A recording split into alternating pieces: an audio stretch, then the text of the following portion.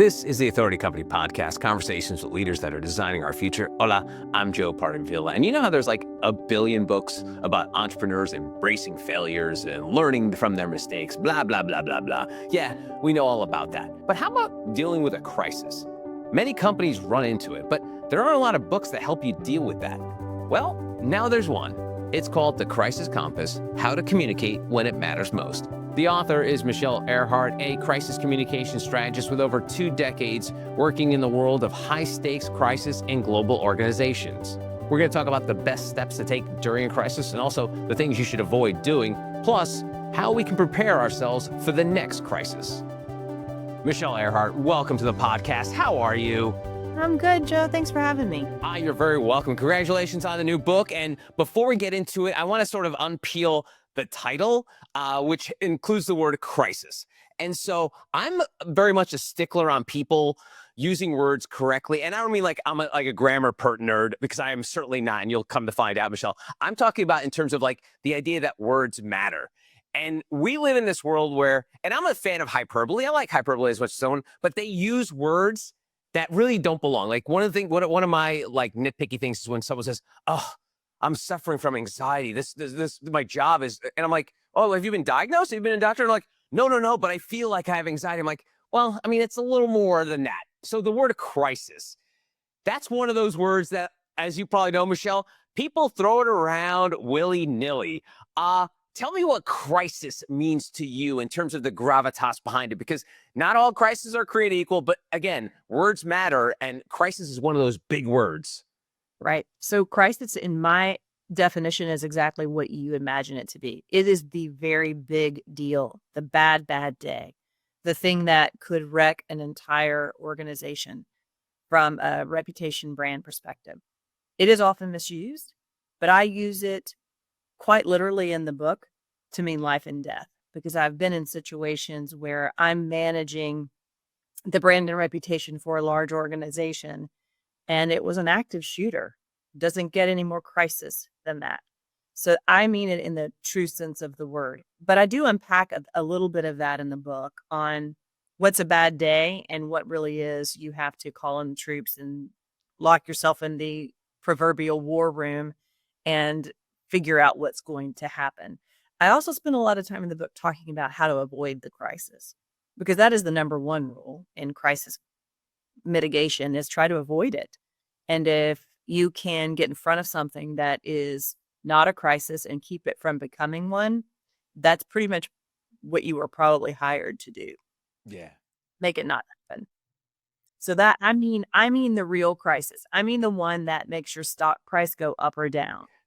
Good stuff. All right, awesome. And so, you know, one thing that's interesting as a card-carrying Gen Xer, and I'm not going to age him, Michele. I don't know. I don't care what age demographic you're in, but as a Gen Xer, crisis meant end.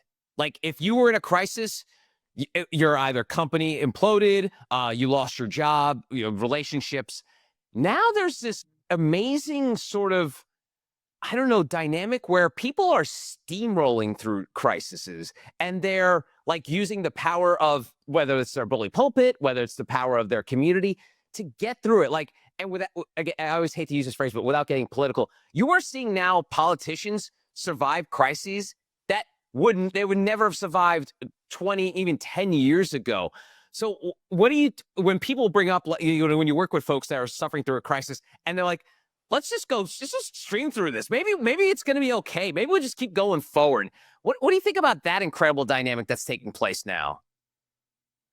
Well, I'm a card-carrying Gen Xer myself, Joe, so you don't offend me at all. And I've lived through those times where it wasn't as easy to get through a crisis, but the world has changed. I mean, look, we're having a podcast. We're having a conversation through technology that probably would have been a lot harder for us to do, and we couldn't have done it remotely. We would have had to have been in the same studio using the big microphones. The world's changed.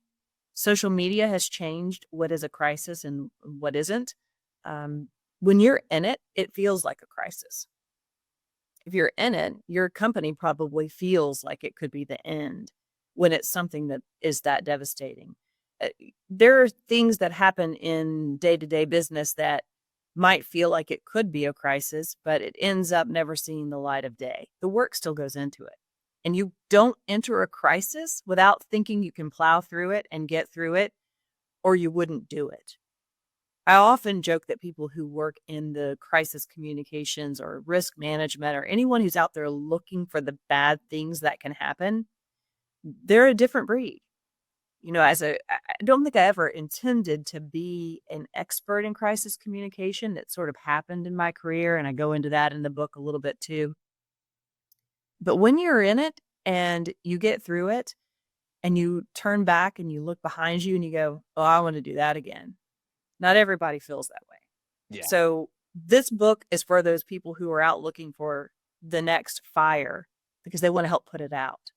There's just something very invigorating about being in the moment. It's not fun. It's hard work, but you know what you're doing is important and it's making a difference. That's awesome. All right, I want to get into your journey and the book, but one more thing, since we're both admittedly the coolest generation, Gen X. Yes, we're very full. There's a Netflix documentary that's running, and I'm surprised that no one has done this in years, but it's basically about the Tylenol crisis that happened in the 80s when someone had slipped cyanide in capsules and people died as a result of it. And as a little kid, this was one of those like mile marker moments where you'll like remember for the rest of your life, where your mom's like, no, don't take Tylenol. We're going to throw out all the Tylenol. But fast forward, what is now almost over 30 years, the company behind Tylenol and Tylenol itself is well and good. Like, there are people on this planet, Michele, again, not as cool as us, who may not even remember that incident. They might if they read the book, because I put it in the book. It's the case study. It's the case study for how to do a crisis well. Look, they did not have anything to do with what happened to their brand. A bad actor came in and took over their brand, and they said, no, you're not going to do that. And here's what we're willing to do. We're going to stop producing the product. We're going to pull it from the shelves. We're going to take the loss, and we're going to go out and tell you how to make it better. Oh, and we're also going to create something that was never created before. We're going to put these safety seals on it so that you feel confident when you buy our product that it is safe. It's brilliant. It's what every company should do. They should be transparent. They should be forthright. You don't hide from something like that. And you go in and you become part of the solution instead of letting this bad actor who tainted the product ruin their brand. And now I don't have any problem taking Tylenol. I give it to my kids, and I feel really great about every product, not just Tylenol, that has a safety seal on it. They created an industry out of their crisis. So there are ways to survive a crisis and thrive. And then I have some examples in the book of when you don't do it right. It can end your company. Maybe not right away, but the value of the brand is lessened, and you may never bounce back from it. So give me the other side of that coin. We got the Tylenol side that, like, straight A's. They pulled it off miraculously. Who are some that you can point out? Maybe just one, because I want people to dive into the book and get more to the nitty-gritty. But who's in the subject of like doing it right, doing it wrong? Who's done it wrong? There's several examples of doing it wrong, and I'm going to go back to what you mentioned about why it's different now than it was when we were younger, when you went through a crisis, because social media makes everything instant. So you've got several brands who have associated themselves with celebrities. And they are people, they are humans, and some represent your brand better than others. And if you don't react, you can lose customers. So the example that I'll give you, and it didn't tank their brand completely. They're still out there. There's still a Subway out there. But they didn't separate from their celebrity fast enough, and they took a pretty big hit on their brand for a long-term period of time because they weren't decisive and they weren't transparent and they didn't come about it quick enough. So I don't think that there's one example, one like ringing example to me of, well, you didn't do this right, so now you're out of business. I mean, look at Enron. Enron's issue changed the way companies operate forever. So there are things that you don't remember Enron about, but you remember why you have to do it now because of something that they didn't do well. So to me, those are the examples that you don't want that to be why people remember you. The subway is great because I think the idea of it being, I think at the time, one of the fastest growing franchises. I think at one point was like bigger than McDonald's and all the other big fast food chains. And I think it was almost like a perfect storm what hurt Subway, because essentially their main product was a $5 footlong, which they were taking a loss on. Combine that with the fact that you have the Jared scandal, and then the economics of it all, be like, oh shoot, our spokesperson sucks, and oh, by the way, we're going to raise the prices of our sandwich. So again, not again, one of the things, maybe they could have worked around the economics of it, but the Jared example is a great one. And you talked about the fact that this is not something as a little kid. So growing up in the '80s, I grew up wanting to be the next David Letterman. What did Michele Ehrhart want to do growing up in the '80s with her bangled bracelets, maybe Madonna? Big hair. Yeah, the big hair. Yes. What were you thinking you were going to do as a grown up? Oh, it changed a lot. I think I've reinvented myself so many times throughout my career that I can't say it's one thing, but I did get a degree in radio, TV broadcasting, and I thought I was going to be a news anchor because that's what you did. And I quickly realized that that is not what I wanted to be doing. I loved the idea of storytelling. There were a lot of different ways you could go about storytelling, and ended up in advertising, which similar at the time. And then backed my way into a corporate job at FedEx, where I spent 22 years. And I spent 22 years at that company because I could reinvent myself and never have to leave the company. So I started out in a marketing atmosphere, got my MBA, and ended up in the brand organization. So you think about the shiny, pretty parts of how you go out and tell your story about a brand. Everything looks good. There's no dirty vehicles. The lighting's always nice. Everyone's wearing a nice, crisp uniform. That's the side of the brand that people see, and you can control some of that. I spent about 5 years there, got into the communication side of things, and wanted a promotion, and was told I didn't get the promotion because I didn't have enough media experience within the company. So I thought, well, great. If I'm not going to get the experience, that I'm going to go back to the advertising side, because that's the part where, I know I can grow. But I had a leader who saw something in me. And to this day, I'm not sure if he liked me or didn't like me, but he called me into his office and he said, we want to get you more experience on the media side. So we're going to put you in the crisis communications area. And I did that job for 4 months or 5 years, depending on how you look at it, because in the 4 months that I was there, I got so much experience. And the importance of that is that it was a lateral move that I didn't ask for, but someone said, go to this side of things. And what I saw was the underbelly, the vulnerability of a brand. I'd spent my entire career putting out your best face and your best foot forward.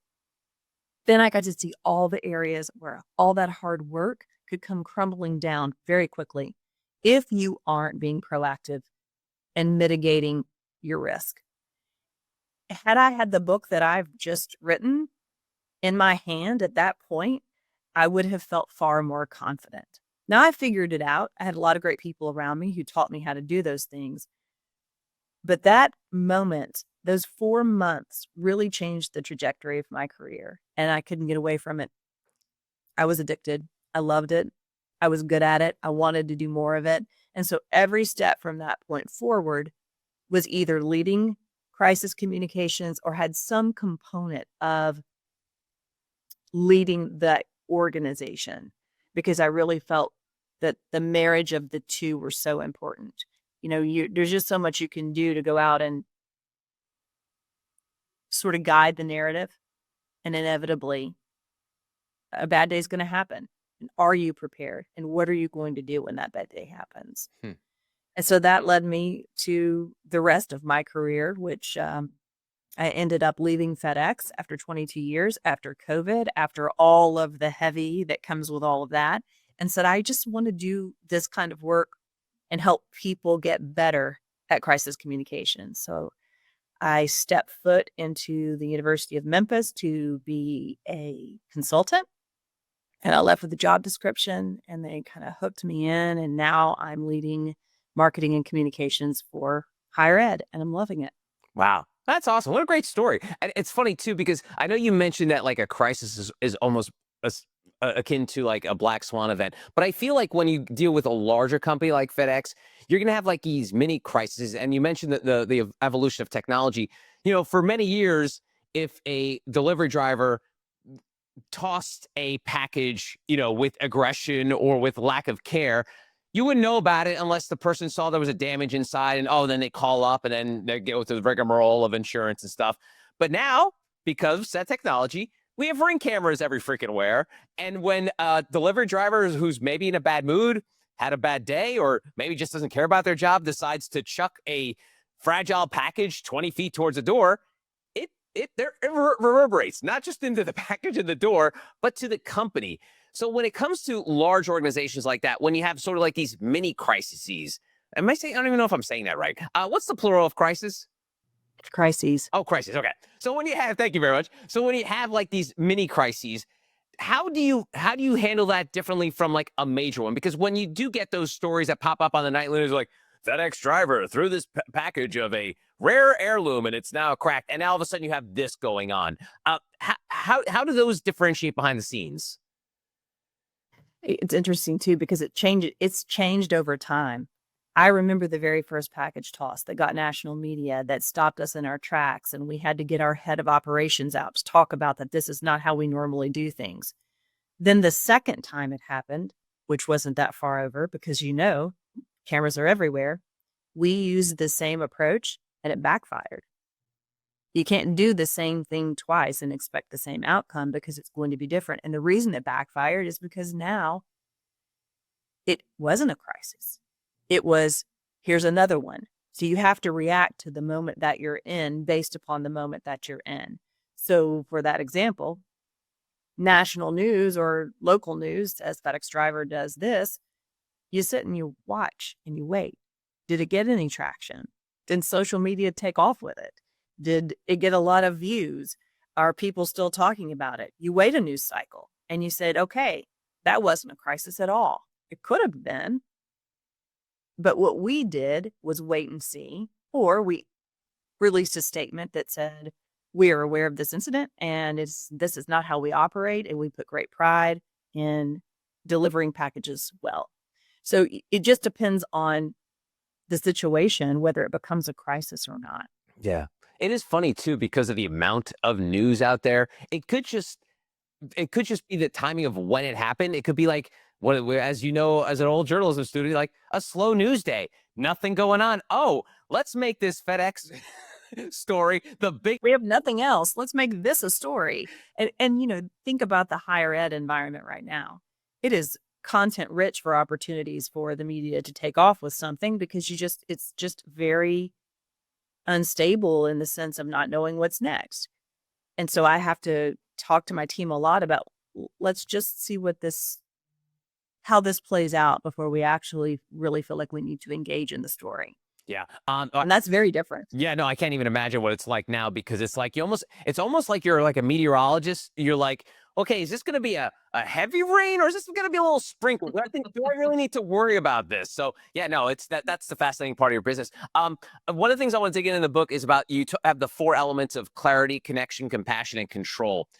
I think the last one I want to kind of delve into the deepest is because control. As you crisis communicators know, and publicists and media people know, it's all about control. And the 2 words, control the narrative, or 3 words.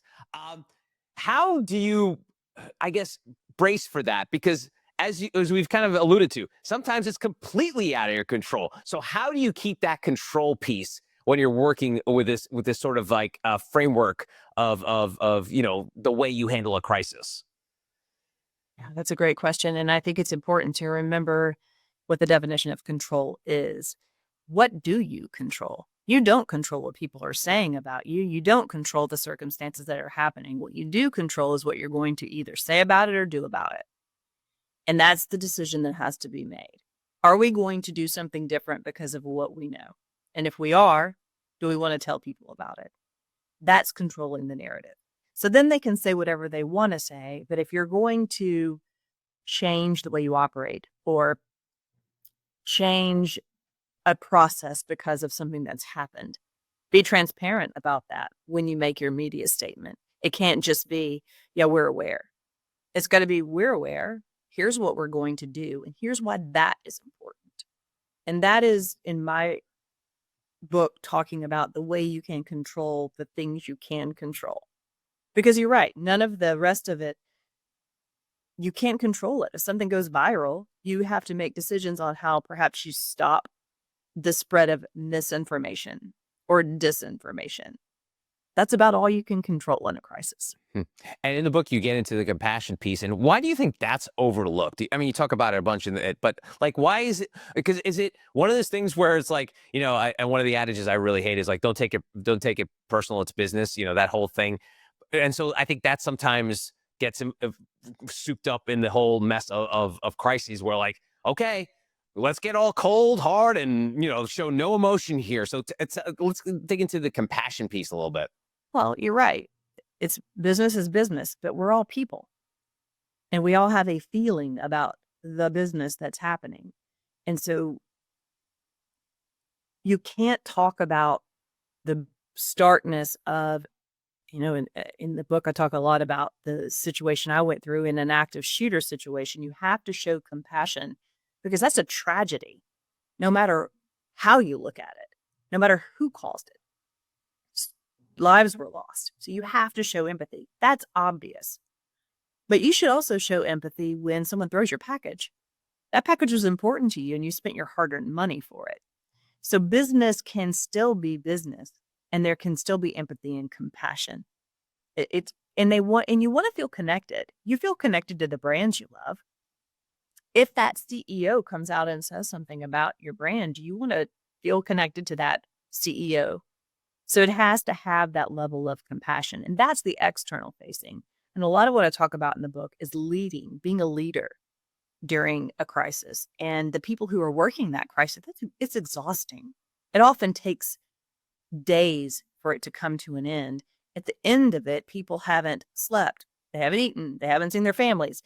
So as a leader, the compassion is leading by example, saying, you know what, we've been up since 3 a.m. I'm going to tap out. I'm going to have these people in charge, and then we're going to rotate out so you can do it as well. Showing that ability to be human in the midst of trying to do your job and to put your best face forward in a bad situation. So it's a little of both. Yeah, that's good. I segued from like entertainment media to business media 5 years ago, and the one thing that I had trouble with the most was the freaking acronyms. They got an acronym for everything in the world of business, as you know, Michelle. And one of them is KPI. And it took me, I think, a good year and a half to ask someone like, "What does KPI mean?" And so, key performance. And so, what is a KPI or ROI, whatever you use your favorite acronym, Michelle, in terms of assessing a crisis and in terms of a response and judging that response? Is there a scorecard? Can we assign numbers to like, or like the Alamo Alley, the green, yellow, red thing? Like, how is there a way to gamify crisis response? So key performance indicators for a crisis really depend on who you work with and work for. There are so many things you can do to measure it now, which is something you and I didn't know, card-carrying Gen Xer, when we first started because the technology wasn't available. AI has changed the landscape in a lot of really great ways. When you think about crisis communications, you can measure sentiment now.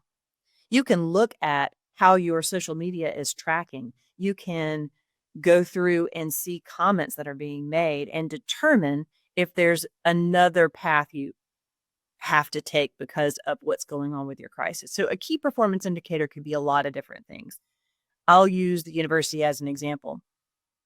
We're a university. We are free speech. We want you to go talk about the things you want to talk about. And some of those things are met with controversy. Is it worth the university coming in and talking about each of those or talking about any of those? Because we create an environment for kids to become adults. So looking at how social media sentiment works, looking at the traction of earned media. Did someone pick up the news story on the AP Wire and run with it? Is it now going farther? Those are key KPIs to determine if you need to change your course. And if what you already did worked or didn't work. So you don't necessarily have to wait anymore for the crisis to be quote unquote over for you to change direction, because you get some of those indicators pretty early on. And it is a great tool if you use it. But you often find that, CEOs that have been in their place for a long time think they know how to handle it. And so you've got to be able to convince the people that you work with and for that you should shift direction. So to me, KPIs are, at the end of the day, did it hurt your brand? And certainly if it's a bad thing, it probably didn't help your brand. But did it hurt your brand beyond repair, or just a little bit? Or what is the sentiment that's going on around buying your product? You can measure all of those things. Most large companies already have those in place. Interesting. And how about the sort of sweat equity and relationship people put in towards their either consumers, viewers, what have you? Like, I mean, I almost feel like there's almost a bit of like cognitive dissonance of like, people love Apple. Apple could do no wrong. But then if you think about, the way Apple makes phones in China, or, put any company, Nike, yet it's amazing. Like, you saw Trump during the whole tariff situation was like, yeah, we're going to tariff everything that's going on in China except the iPhones. We're not going to tariff the iPhones because the last thing Trump wants to do is go after the cult of iOS.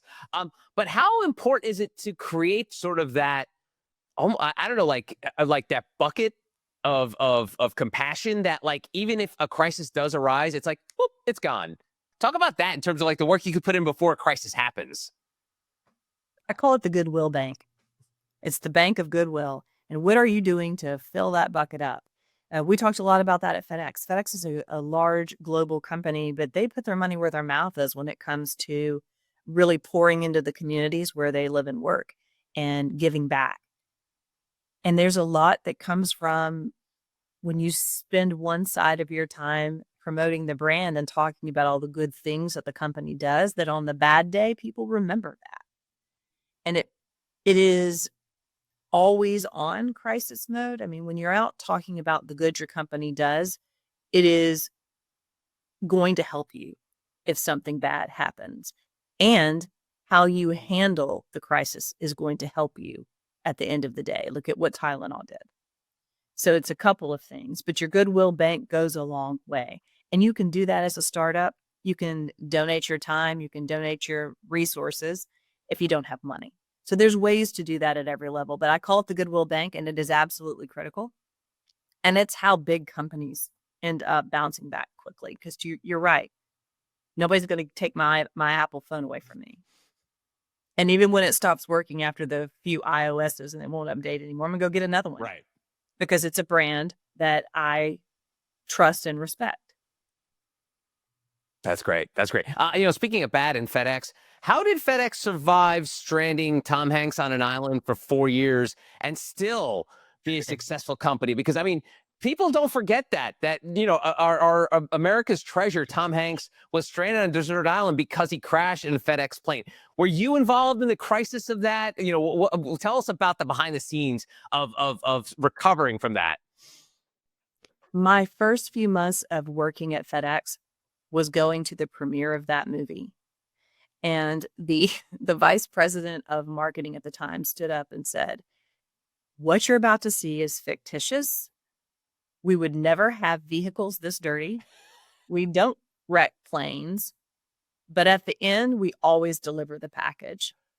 And then we watched the movie and we agreed with all of it. No, it was talk about a wonderful brand film that you didn't have to go out and create on your own.